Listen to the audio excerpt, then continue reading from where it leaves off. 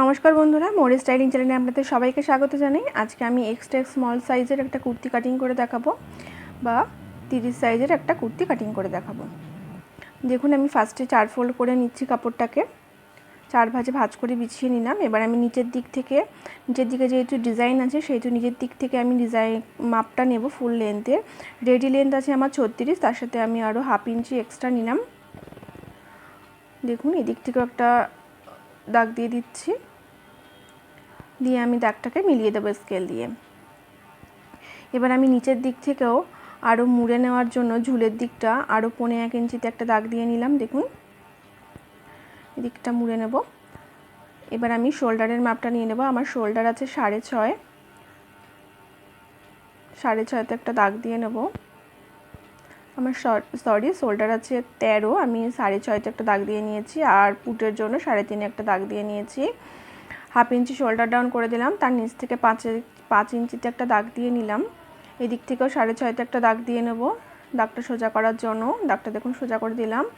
এবার আমি ফুল বাস্টের মাপ নিয়ে নেব। আমার ফুল বাস্ট আছে 7.5, মানে হাফ করে নিয়েছি, 4 ভাগের 1 ভাগ 7.5।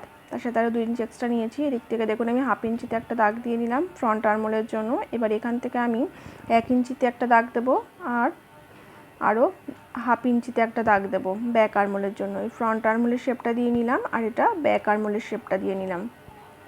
এটা ব্যাক আর্মহোলের জন্য দেখুন হালকা একটু ডাউন করে দিলাম এদিকে। এবার আমি শোল্ডার ডাউন করে নিচ্ছি হাফ ইঞ্চিতে। এবার দেখুন আমি কোমরের মাপটা দিয়ে নেব 12 ইঞ্চিতে আর হিপের মাপটা দিয়ে নিয়েছি আমি 20.5 ইঞ্চিতে। দাগটাকে সোজা করে দিয়েছি। এবার আমি কোমরের 4 ভাগের 1 ভাগ নিয়ে নিয়েছি 6, তার সাথে 2 ইঞ্চ আরও এক্সট্রা। এদিকেও আমি হিপের 4 ভাগের 1 ভাগ নিয়ে নিলাম 8, তার সাথে আরও 2 ইঞ্চ এক্সট্রা। এবার দাগগুলোকে আমি এভাবে মিলিয়ে দেবো স্কেল দিয়ে। এবার আমি ঝুলের মাপটা নিয়ে নেব। দেখুন, ঝুলে আপনার যার যতটা কাস্টমারের রেকমেন্ডেশন থাকবে সেই হিসাবে নেবেন। আমি এখানে 11.5তে একটা দাগ দিলাম, দিয়ে দাগটাকে এভাবে স্কেল দিয়ে মিলিয়ে দিলাম তেচড়া করে। এবার আমি গলার শেপটা দিয়ে নেব। পেছনের গলার শেপটা দেব আমি 3 ইঞ্চিতে আর সামনের গলার শেপটা দেব আমি 7 ইঞ্চিতে। পেছনের গলার শেপটা দেখুন এভাবে হাত দিয়ে নিলাম।